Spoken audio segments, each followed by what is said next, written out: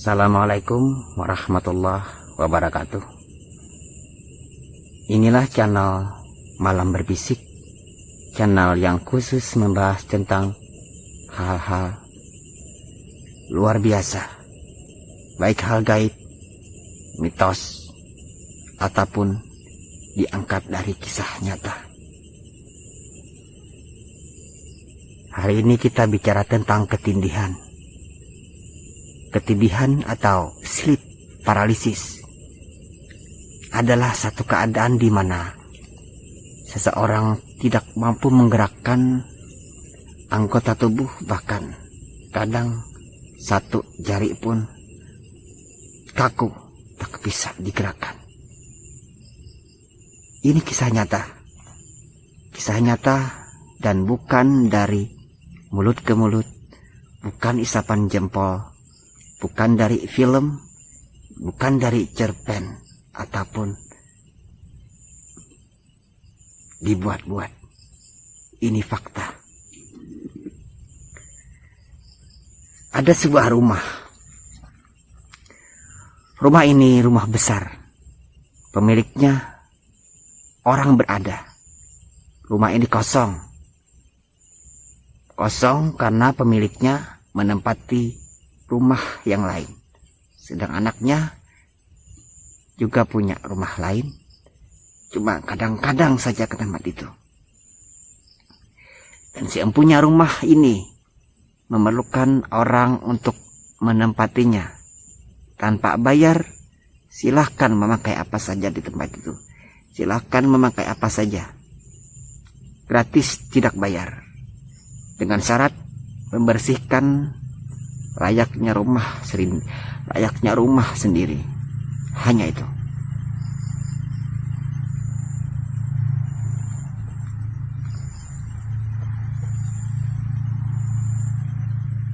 Sepasang suami istri,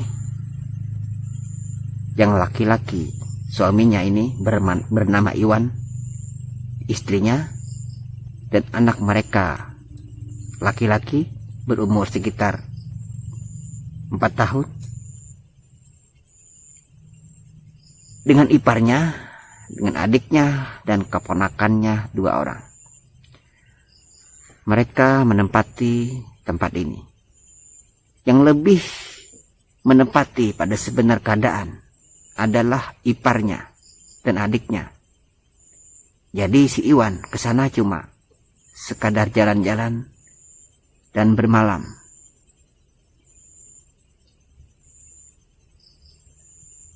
Rumah ini jauh dari kesan angker jika dilihat dengan mata biasa. Di depan rumah ada jalan yang beraspal mulus, bisa dilewati dengan 2 mobil truk, ya, dengan 2 mobil truk. Bisa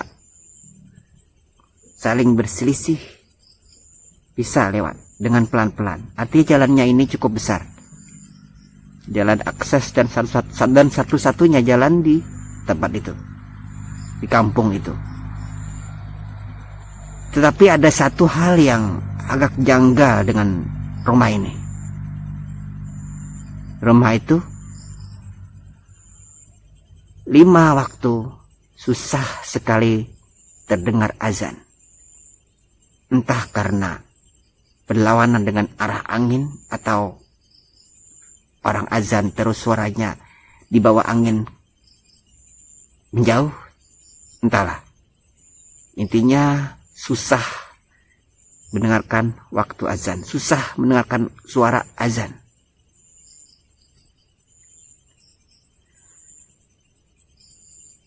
Satu sore, Iwan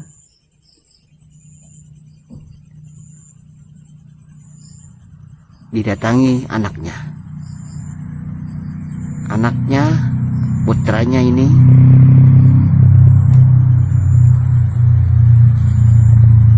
berkata padanya bahwa dia baru saja melihat seorang laki-laki. Dia bilang, "Om," berada di ruang tamu.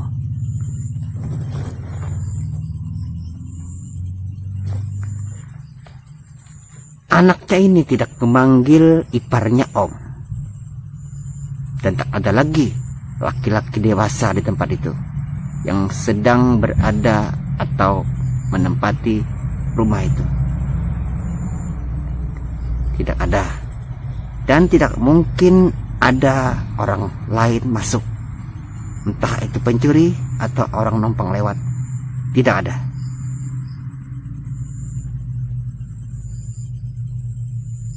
Iwan coba bertanya dan coba menanggapi perkataan anaknya. "Di mana Om? Kamu lihat di mana Omnya?" Anaknya bilang, "Di sini." Sambil anaknya itu berjalan ke ruang tamu, mendekati sofa, dan terus berjalan.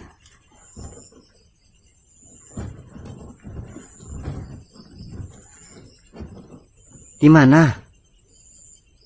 "Di sini, di sini," kata dia, kata putranya.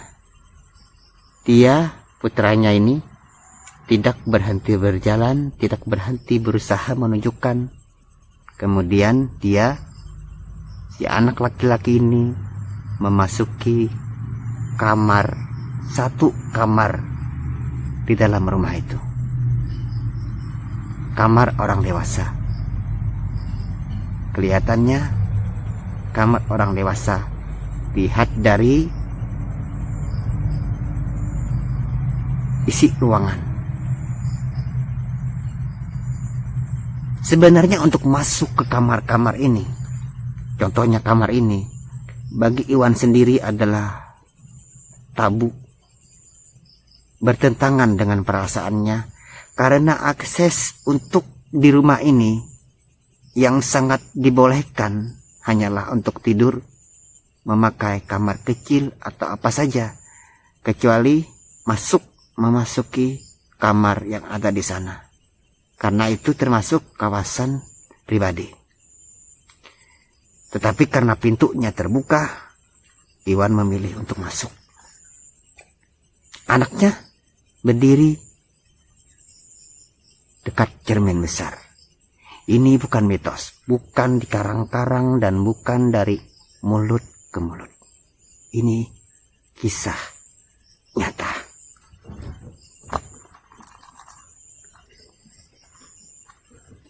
"Di mana Omnya?" Iwan mulai tertarik waktu itu karena anak seumuran putranya ini begitu gigih, begitu bersemangat menunjukkan, dan alasan dia berbohong rasanya sangat jauh untuk usia anak seperti anaknya. Anaknya menunjukkan bahwa tadi si Om berdiri tepat di depannya. Artinya di arah dia berdiri, dekat situ. Om berarti laki-laki. Agak terbidik sebenarnya Iwan. Anak kecil belum punya banyak salah, dosa, bahkan bersih sama sekali. Dan itu, kata orang, memungkinkan mereka bisa melihat hal-hal di luar akal. Contohnya, si Om tadi.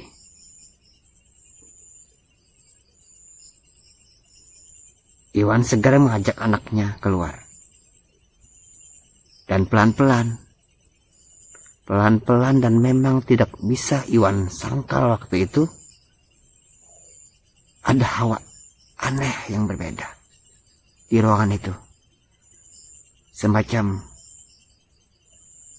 hawa dingin, tetapi tidak menyebar luas, satu titik saja beberapa, paling cuma berapa meter jaraknya kalau dihitung dengan bujur sangkar, mungkin paling cuma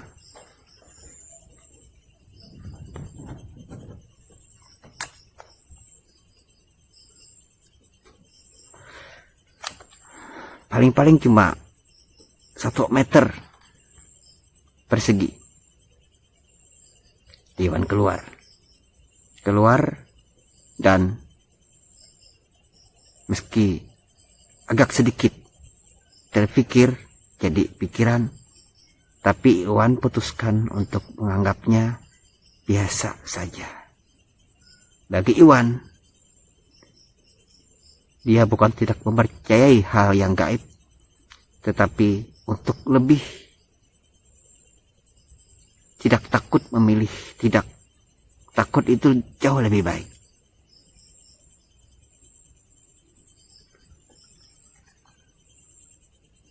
Sayangnya, itu belum berakhir. Itu adalah permulaan.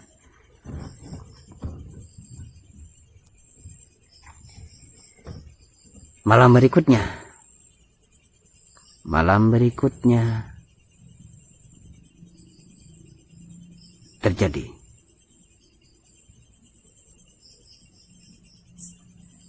Saat itu istrinya sudah tidur. Iparnya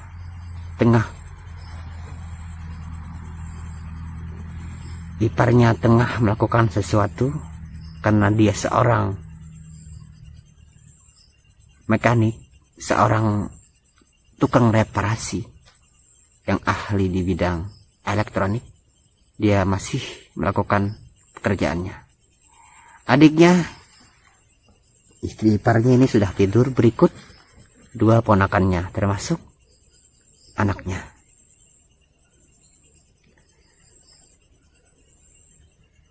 Seperti biasa, Iwan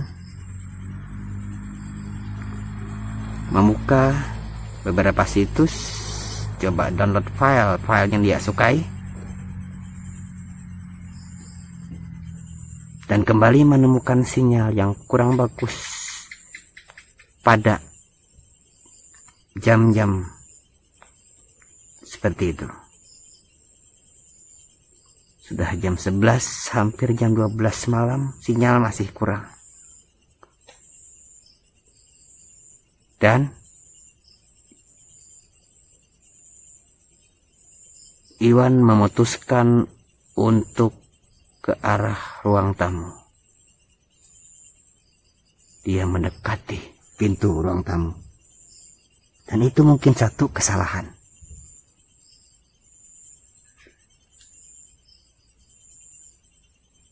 Dia buka pintu ruang tamu itu.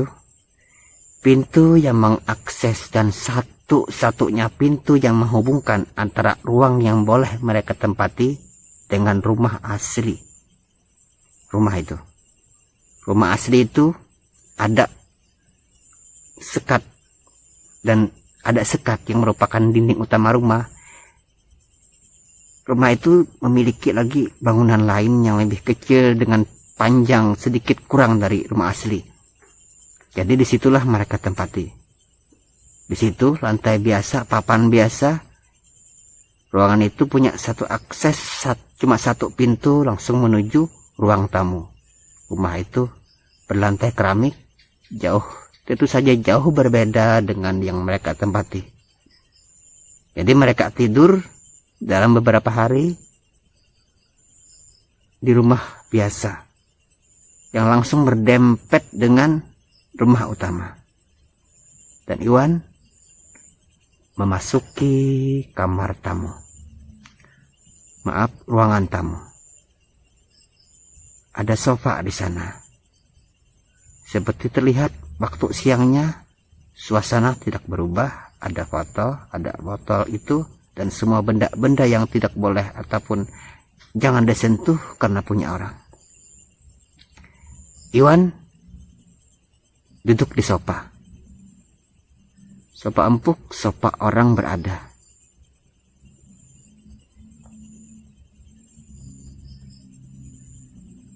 Lama dia duduk di sofa itu, lama, dan pada akhirnya dia memilih untuk langsung duduk di lantai. Di lantai. Dan itu awal dia mengalaminya.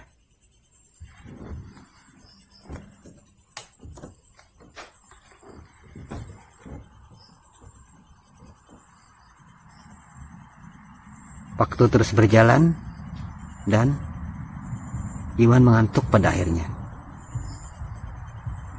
Dia mengantuk dan memutuskan untuk berbaring di lantai dingin ruang tamu.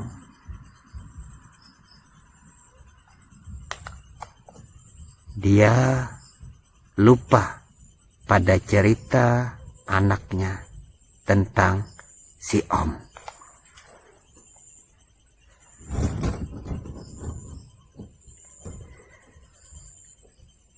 Iwan tertidur. Benar-benar tidur. Dengan HP yang dia sandarkan ke kaki sofa. Lantai dingin. Dan kalau ada orang berjalan di lantai, tidak seperti lantai kayu terdengar. Tapi kalau lantai keramik, sulit ada suara. Tak ada degup. Tak ada suara tapak kaki.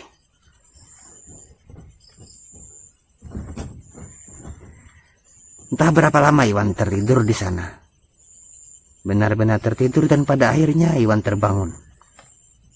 Dan ini benar-benar terbangun.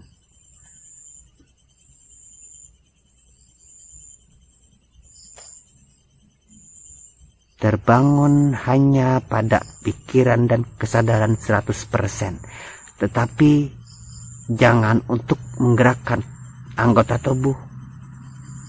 Kelopak mata pun tidak bisa Iwan buka.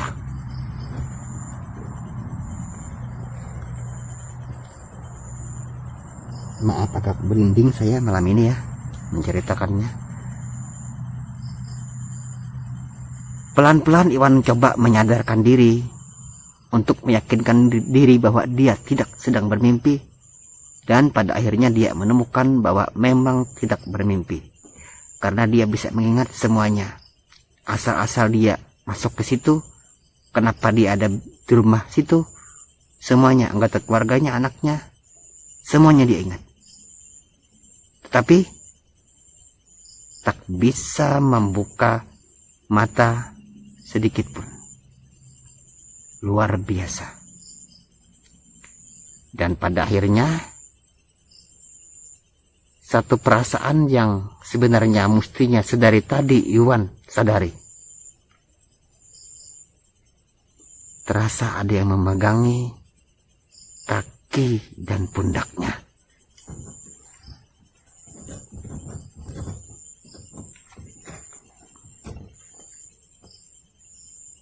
Begitu berat, menekan, dan dia menyerang tidak cuma